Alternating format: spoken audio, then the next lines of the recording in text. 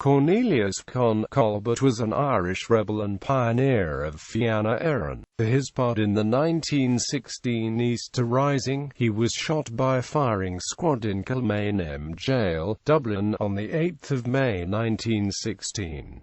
Early life. Born in Moneana, Castle Mahon, County Limerick, he was the fourth youngest of 13 children. His family moved to the village of Éireann when Con was 3 years old. He was educated at the local national school. He left Éireann at the age of 16 and went to live with his sister Catherine in Ranelagh, Dublin. Colbert continued his education at a Christian Brothers school in North Richmond Street. He was employed as a clerk in the offices of Kennedy's Bakery in Dublin. Colbert was a deeply religious Catholic, and refrained from smoking and drinking.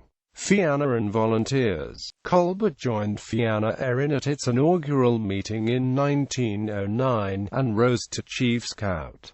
The following year he became a drill instructor at St. Enda's School, founded by Patrick Pearse. In 1912 he became head of an Irish Republican Brotherhood circle within the Fianna, started by Bulmer Hobson. During 1913 he was one of a number of Fianna who conducted military training at the Foresters' Hall in Rutland Square, and in November that year he joined the Provisional Committee of the newly formed Irish Volunteers.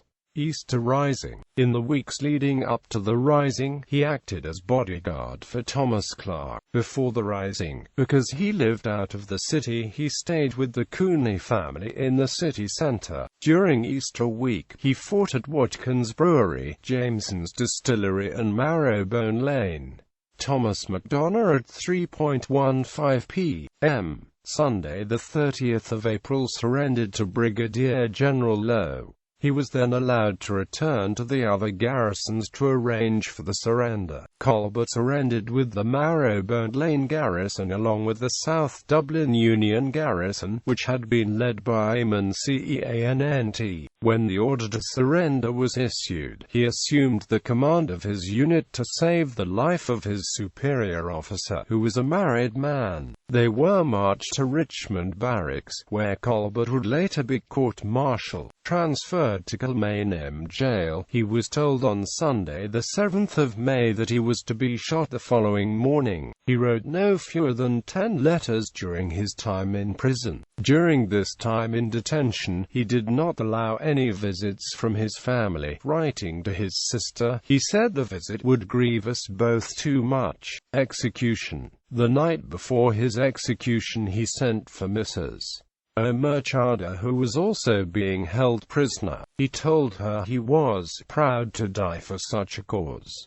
I will be passing away at the dawning of the day. Holding his Bible, he told her he was leaving it to his sister. He handed her 3 buttons from his volunteer uniform, telling her, "They left me nothing else," before asking her when she heard the volleys of shots in the morning for Caannt.